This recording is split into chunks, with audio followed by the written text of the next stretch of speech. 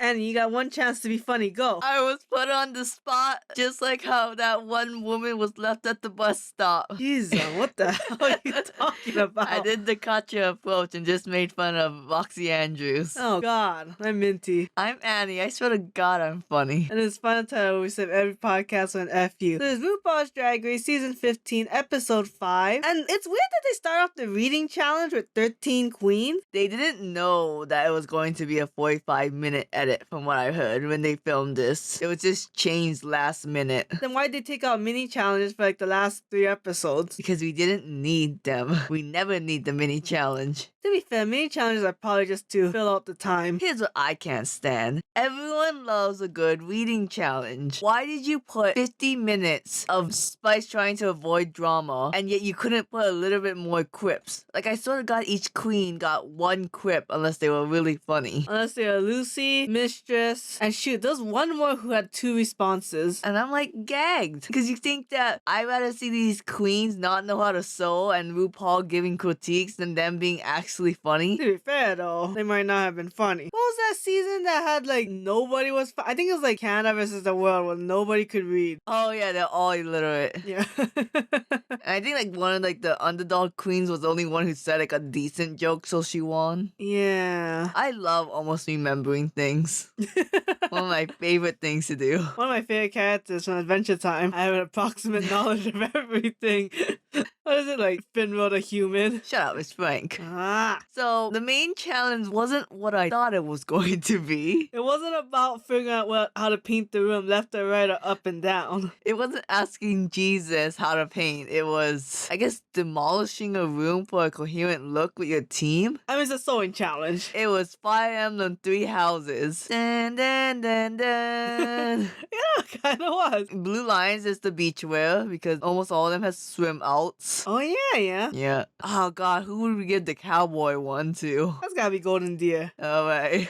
The rural people. And Royal Eleganza will be the Black Eagles. The pretentious ones. So, House of Cressy was the plaid and leather. Leather.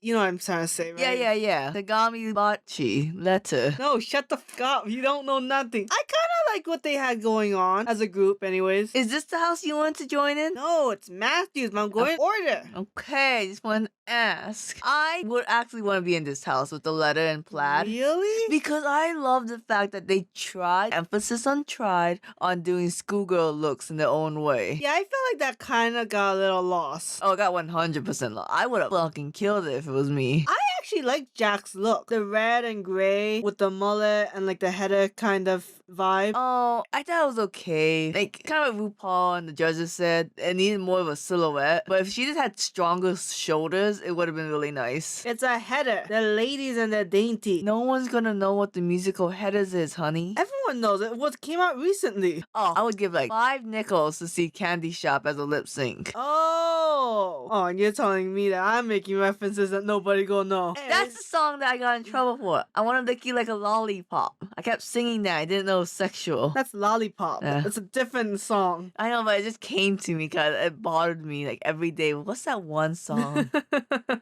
by Flowrider? Don't ask me that. I just remember the song existed just now. You know, I kind of like Anetra's look. I did too, actually. I was surprised that she was just safe. It really was just a bikini though. No, it was like a jacket. And then I actually didn't really like Robin. Oh yeah, I didn't care for Robin either. So like, I can't believe she got into higher. Yeah, I was like, it just looks incomplete. Okay, then we're going into the House of Matthews, which is the house I would want to be in because I love colors and patterns and flowy things and things that just make you comfortable. Honestly, I kind of thought they all knocked it out of the park. They're all very good. Oh, I will admit, though, I wasn't that big of a fan of Malaysia's. I like the cape. I'm a sucker for a cape. I mean, I like the hat, but man, I need more than just a hat or a cape. Now, we were all blown away by Sasha. That pink cape jacket thing was just so pretty. And then I love a green-pink combo. Do you think Sasha would have won if she could take off the jacket during the runway? I don't know. I think she was able to sell it with or without her ass on TV. But I think it was really just based on the design of it all, right? Like we all immediately clocked that it was the J-Lo dress, especially after Carrie went on season 14. So we all like, okay, you're clearly doing a reference by adding a jacket. You clearly didn't have to say the word clearly 3 times because you knew off screen when we were prepping. I said, oh, I didn't make the connection. Annie clearly doesn't know what they're doing on this podcast. Annie is gonna clearly shove her foot up someone's butt. It's foot right up the ass. You haven't seen that 70s show in a long time. I'm trying not to swear. YouTube's gonna get our ass. Shit. So I like this house. Somebody should have won from this house. I really like Marsha and Lucy's one too, though. Marsha's a little simple. I know, but she's cute and she's sticking with a theme. Moving on to the House of Visage. Did you hate Amethyst look? I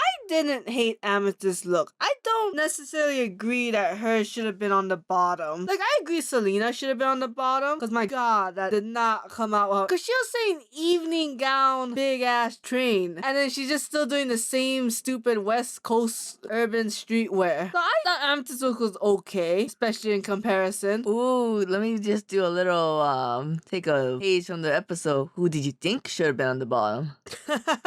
God. I kind of actually thought Mistress. Oh. It was way too simple to just have a top, a mini skirt, and like a jacket train. Like, she basically just made a tube outfit. Oh, yeah. So it's like, where's the creativity, the talent, the skill, the imagination? There's nothing. Now, you gotta admit, the House of Visage kind of got a little easier. Because they could meld it better? No, I just think like when you think of the main stage and what are some patterns that the judges are gonna like, it's gonna be things like the House of Visage. Because she has the best taste. I mean, she is one of the main judges. Because they're not gonna like House of Crescent unless you have a good theme. You're not, even Matthews too is the same thing, unless you do something unique and not the same old resort wear. But like the House of Visage, you can kind of go almost anywhere. I didn't care for Aura's or Spice's look either. I just thought, okay, they got high slits and they got a lot of body, yada yada. But other than that, it's not really selling the outfit they're wearing. Yeah, they're kind of relying too much on the body. Man, they got that body. We talked about this a bit. We think Lux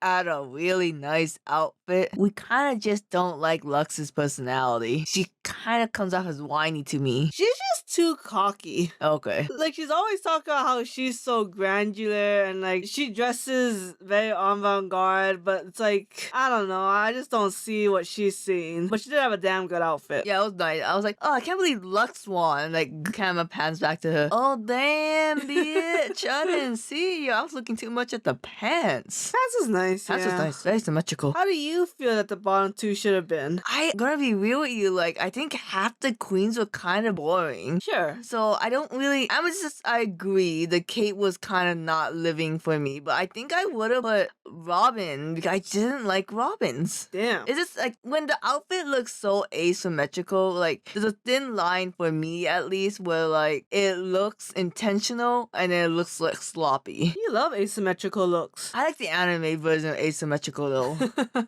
Not this weird like fashion trend that's been happening in RuPaul where like it's all slanted. Oh, yeah. So, Selena and Amethyst lip sync to Queen. And we saw that Amethyst was here the 3rd time, and we're like, no, RuPaul's not gonna let this slide. I mean, they actually both did very well. I think Selena just had much more energy in it. I wouldn't say all the moves were appropriate, but I would say the energy was good. And come on, it was Amethyst's 3rd time. Honestly, if Spice was gonna say anything, I thought she was gonna say Amethyst. Although, you know, when everyone kept like needling Spice, like, oh, who was it? Oh, I guess because like they didn't see each other's group. No way it could have been from the first group. So Amethyst was in the second group. No. Spice. I just mean like why the first group was so curious. Oh, I see. Yeah, and they're trying to needle her of being like, okay, who do you think should have gone home? To be fair though, you would just say any name anyway. Or you would want to hear it anyways. Well, it's so fucking obvious, or. I mean, that's what I would have picked as bottom two. I feel bad for her because I think she's hot because, you know, you love a Jack woman, but, like, she's not bringing it fashion-wise. Not bringing it fashion-wise, comedy, dance, which she's supposed to be the dancing one, right? I still can't get over how bad that Blackpink dance was. Moving back to, we say goodbye to Amethyst and her beautiful nose. That condor beak of a nose. I love people with big noses ever since Pearl from Steven Universe. Are you shitting me? And a little bit of Lois from Family. I was gonna say, like, you've seen that face since childhood. I haven't seen you falling in love with other people who have a big grilled cheese sandwich